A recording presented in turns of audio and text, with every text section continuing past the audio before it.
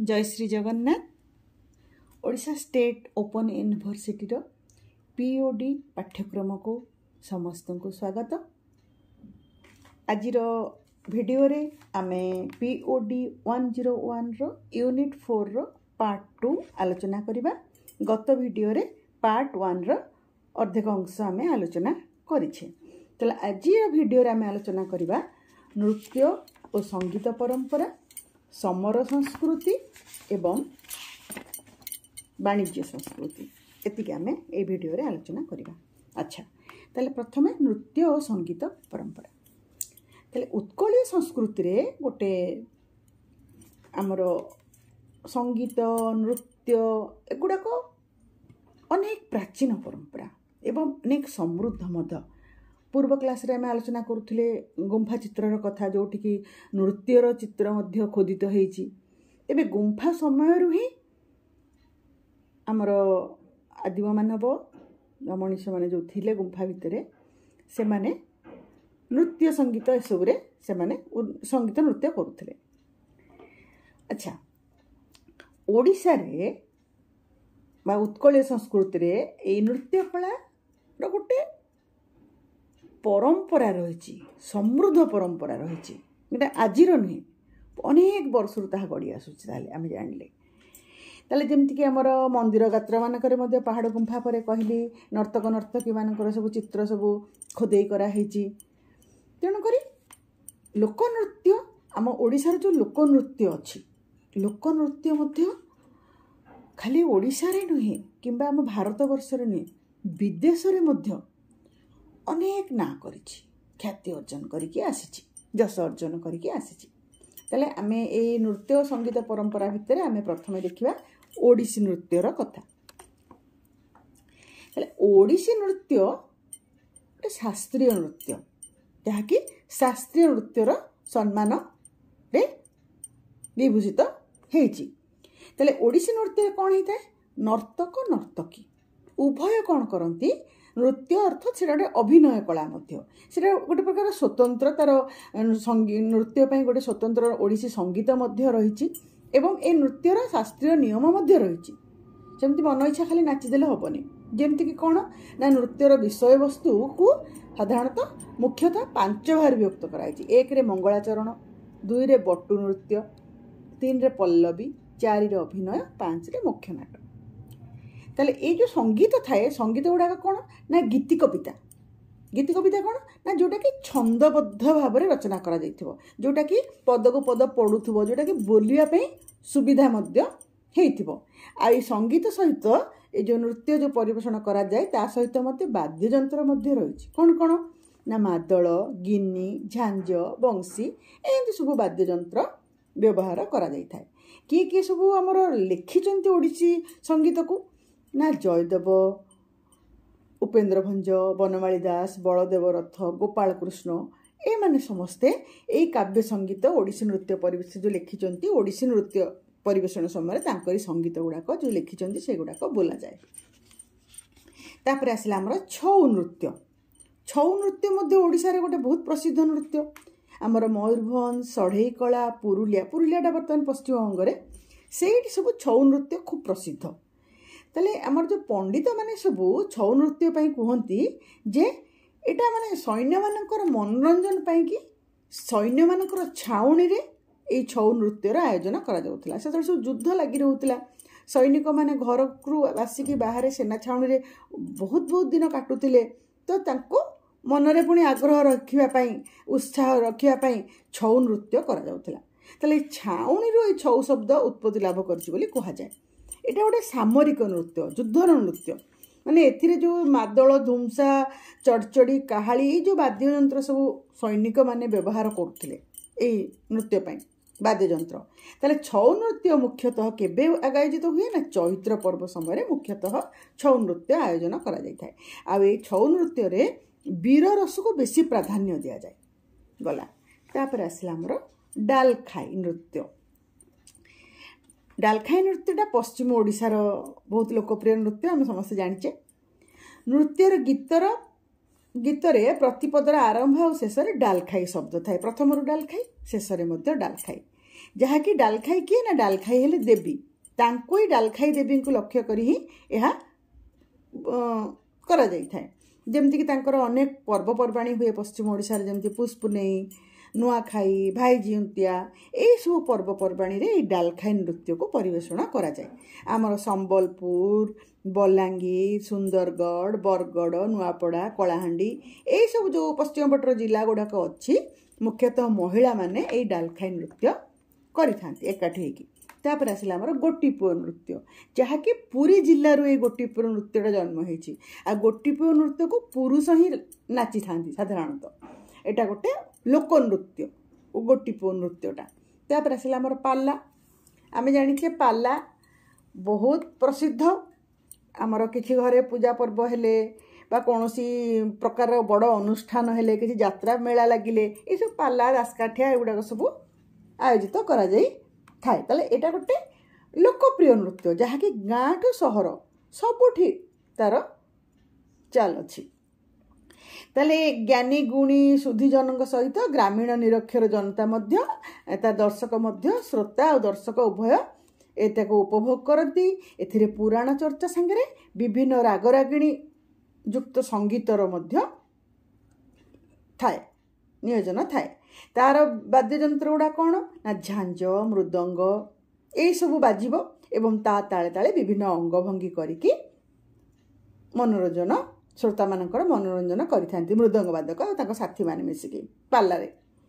एथिरे मध्य गभीर दार्शनिक तत्वर कथा मध्य रही थाए कहानी माध्यम हास्य व्यंगरस थाए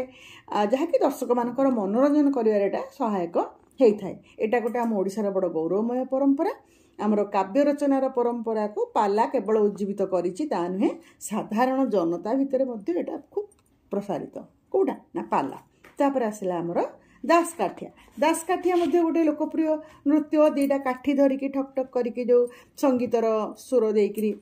दासकाठिया नृत्यटा होता है यहाँ गोटे लोक नृत्य मध्य जड़े गायक थाए आ तार गोटे पालिया बा सहायक जड़े थाए से दासकाठिया माने काठ निर्मित मधुर शब्द सृष्टि करती से कौन होता है ना पौराणिक और ऐतिहासिक उपाख्यान जो गुड़ाक अच्छी से गुड़ाक से माने परिवेषण करिथांती किए ना गायक और जो सहायक थांती एमानकर जो कथा कहबार शैली चातुरी संगीत परिवेषण शैली अंगभंगी हास्य व्यंगरस उद्रेककारी वचन चातुरी जहाँकि दर्शक मान भारी भल लगे तांकर मनोरंजन होता है आमर चंपू छांद चौतीसा भजन जनाण ये सब गुड़ाक दासकाठिया परिवेषण करा जाए विभिन्न कहली मांगलिक अनुष्ठान रे तार परिवेषण करा जाय थाए ताले आमर ओडिशार जो ग्रामीण अंचल रही सेठी लोक मैंने अवसर विनोदन पर्वपर्वाणी पूजा पर्व अनुष्ठान हेले बाहागर फाहागर जहाँ भी हो यही लोक नृत्यर प्रचलन देखा मिले आम जनजाति माने से माने तो कलाप्रेमी तेणुक प्रत्येक जनजातिर गोटे गोटे स्वतंत्र नृत्य गीत वाद्ययंत्र तेणुक छंदू छांद चंपू जनाण चौपदी चौतीसा ओडिसी संगीत पुराण कथा रामायण कथा महाभारतर कथा ताकू नहीं सब अनेक कवि कौन कर अनेक संगीत रचना करछंती जहाँकि आमर मौखिक परंपरा और लिखन परंपरा दुईटा जाक को एठी गुरुत्व प्रदान करा जायछि। तापर आसिला आमर समर संस्कृति इतिहास को आमे फेरीगले देखिबा इतिहास पृष्ठारे आमर कलिंग जो ओडिशार पूर्व ना था कलिंग गोटे वीर और समर कुशली जाति रूपे परिगणित होता सम्मान पाउथिला जेमती कि आमर महाभारत रे मध्य कलिंग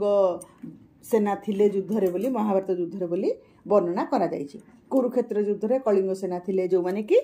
व्यूह रचना पर्यंत मध्य जानिथिले जहाकु कि जो भीम और श्रुतायुद्धंकर जो दुई जनकर युद्ध होइतिला से युद्ध समय रे कलिंग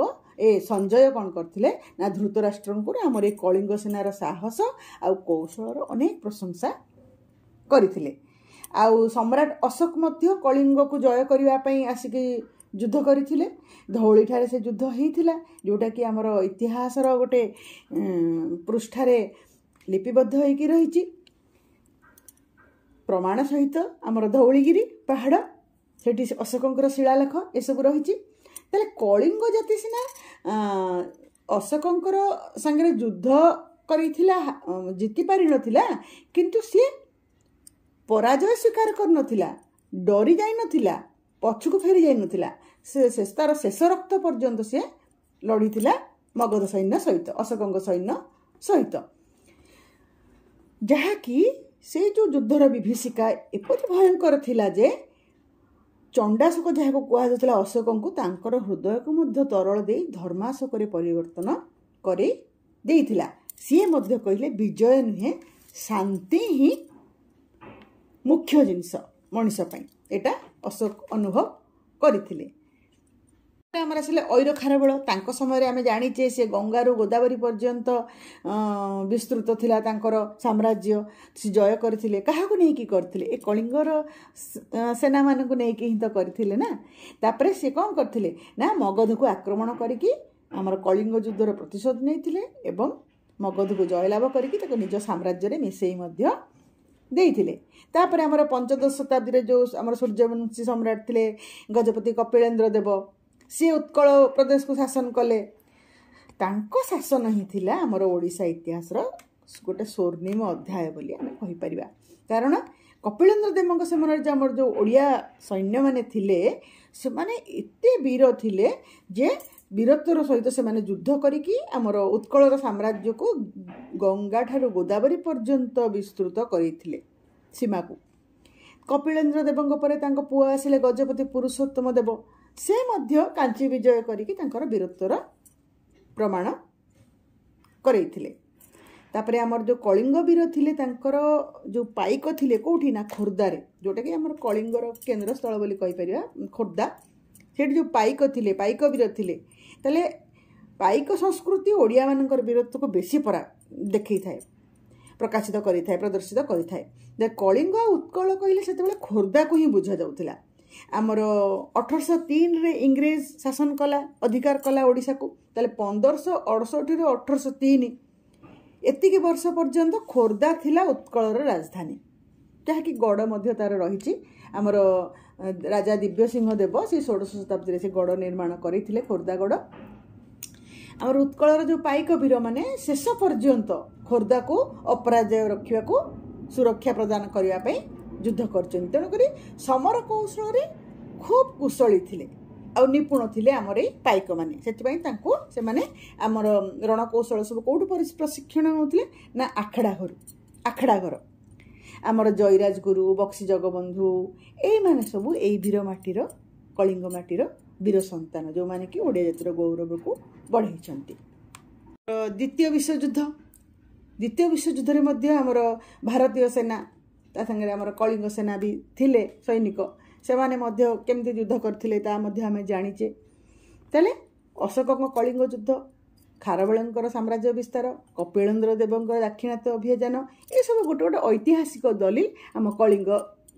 सैनिक माने किपरि युद्ध निपुण थिले सबुठु बड़ कथा हला भारतर जो स्वाधीनता संग्राम इंग्रेज को विरोध करके जो आरंभ होइतिला सर्वप्रथम आमर पाइक मानू ही आरंभ होता केबे ना 1870 मसीहा मार्च 29 तारिख जोटि कि खोर्धा ठारे आमर बक्सी जगबंधु विद्याधर तांकरी नेतृत्व में सर्वप्रथम मुक्ति संग्राम आरंभ खोर्धा माटी होता जोटि किए ना प्राय 400 कंध आसते घुमुसर आउ खोर्धार पाइक से माने मिसिकी सब इंग्रेज विरुद्ध युद्ध आरंभ करथिले माने कह जाए आमर पंडित कृपा सिंधु मिश्र लिखिचंती जे आमर ये पाइक माने विद्रोही कंध मान संगे जोगदे बाणपुर आक्रमण कले आउ तार पुलिस थाना सरकारी घर कचेरी सब लुंठन कले बहु लोक मारिकी प्राय 15,000 टंका मूल्यर धन संपत्ति नहीं आसिले तापर आमर जो चिलिका भितर जो लुण हाकिम नौका मध्य ए लुंठन ताकू लुंठन करथिले तापरे विद्रोही माने खोर्धा आड़ को जो अग्रसर हेले ना जेते जो रास्ता देखी से माने आसिले गाँ को गाँ समस्ते तांको सहित मिसी मिसी गोटे विशाल आकार सेना आसीथिला आमर जो बाणपुर विजयर जो प्रभाव जहाँकि खोर्धा विद्रोह बनी जली उठिला ताले विद्रोही मानकर आक्रमण आशंकार खोर्धार जो सब कर्मचारी माने सरकारी कर्मचारी माने से माने डरिकी पळैथिले आ विद्रोही माने कौन करथिले ना कचेरी सरकारी घर सब भांगिकी तार खजना खाना को लुंठन करथिले। एटा हमर कृपासिंधु मिश्र तांकर लिखिचंती। बहिर ना हला उत्कल इतिहास 2018 मसिया से लिखिचंती। पृष्ठा 193 रे ताहा लेखा अछि। पाइक विद्रोह पर संबलपुर अंचल ब्रिटिश शासन विरोध में वीर सुरेंद्र साय विद्रोह करथिले। तापर स्थानीय जमीदार और जनजाति मान समर्थन में वीर सुरेंद्र साय इंग्रेज मान शोषण विरुद्ध 1856 मसीह नवेम्बर 1 रे विद्रोह आरंभ करथिले। तले ए सब आमर ओडिया मान किपरि समर निपुण थिले, युद्ध कौशली थिले ताहार ये सब प्रमाण। तापर आमे आलोचना करिबा वाणिज्य संस्कृति विषय रे ओडिसार वाणिज्य संस्कृति कथा मन पड़ले आमर साधव मान कथा मन पड़े। आमर कार्तिक पूर्णिमा रे बोईत भसाण आज पर्यंत चली से परंपरा। तो एबे तो साधव जाऊ नाहंती, सेतेबेले साधव माने बोईतरे बसिकी जाभा, सुमात्रा, बोर्नियो, बालीद्वीप, सिंहल एमती विभिन्न राज्य को सब वाणिज्य व्यवसाय करने को जाउथिले। को रास्ता रे ना जल पथरे, कहीं ना सेतेबेले सड़क पथ नथिला एते, तेणु करी घोड़ा माध्यम जीवासिया करने को पड़ुला जेतिकी, तेणु करी जल पथरे ही जलपथ मध्य से सब देशांतर को जाउथिले एवं निज निर्मित सामग्री सब सेठी व्यवसाय वाणिज्य करुथिले एवं से देश मानकरू सुना रूपा हीरा नीला अनेक किछि द्रव्य नेकी आसुथिले। कौन कौन से माने सब करुथिले ना बयन शिल्प, तारकसी शिल्प, मसला, वनजात द्रव्य ए सबरो चाहिदा विदेश रे बहुत थिला आम देश बाहर, तेणु ताको ही से माने नेकी सब रप्तानी करुथिले। माने जो व्यवसाय वाणिज्य करुथिले खाली कौन से करुथिले, ता सहित ओडिया संस्कृति की मध्य नहीं कि देश बाहर प्रचार प्रसार मध्य करुथिले, ता मध्य करुथिले। ओडिशार ए जो जलपथ पाई ओडिशार उत्तर रे सुवर्णरेखा ठार दक्षिण रे ऋषिकोल्या नदी प्राय 15टा बंदर थिला, जोहा कि सक्रिय भाव रे थिला, जो थी कि वाणिज्य व्यवसाय से पथरे कर जाउथिला। जेमति आपर सुवर्णरेखा, बुढ़ा बलंग, बैतरणी, ब्राह्मणी, महानदी ए सब जो नदी गुड़िक अच्छी से नदी रे जाउथिले से माने बंदर गुड़िक से नदी रे नदी कूल ही थिला। आमर पारादीप, गोपालपुर, धामरा, बाहाबलपुर, कीर्तनिया, चांदीपुर, इंचुड़ी, चूड़ामणि, अस्तरंग, बालीहरचंडी, पालुर, बहुद मुहाण, जटाधारी मुहाण, बरुणई मुहाण, विचित्रापुरी, तालसारी ए सब जो मुहाण गुड़ाक थिला, जो से मुहाण रे से माने कोन कहथिल ना एई बंदर सब थिला जोड़ा कि प्राकृतिक थिला, कृत्रिम नुहे, तैयारी कराई नथिला, प्राकृतिक बंदर जहाको कि नौ वाणिज्य करिया को सुविधा होउथिला। जानिछा मो चिलिका हृदर जो मत्स्य संपद पाई चिलिका हृदरे से तार व्यवसाय करिकी बहु धन अर्जन करुथिले, जहा कि प्राचीन कालरू रहिछि। चिलिका पथ देकी जिबा भारत रे जो मोगल साम्राज्य आसिला, मोगल साम्राज्य समय रे जगन्नाथ प्रति जो विपद आसिला सेतेबेले मध्य चिलिका ह्रद से समय रे ता भितरे जगन्नाथंकर निवास स्थली करा हैतिला, तांको नेकी सेठी लुचेकी रखा हैतिला। तेणु ओडिया जातिर संस्कृति सहित आमर नदी, बंदर, ये जो चिलिका ह्रद ए सब ओतप्रोत भाव जड़ित। जेहेतु नदी अववाहिका अंचल रे सब अनेक सहर अच्छी, धर्मपीठ गुड़ाक अच्छी, प्राचीन संपदर भरपूर जहाँकि आमे कहि परिबा। ताले आमर वाणिज्य परंपरा रे मध्य ओडिशा अग्रणी। आमे यूनिट 4 चतुर्थ एकक आलोचना कर सारे, परवर्ती भिडियो रे आमे पंचम एकक आलोचना करिबा ओडिशार सांस्कृतिक इतिहास। मो सहित जोड़ी हे रुहंतु एवं तळे दिया जाइथिबा लिंक रे जॉइन करंतु, पाठ पढंतु।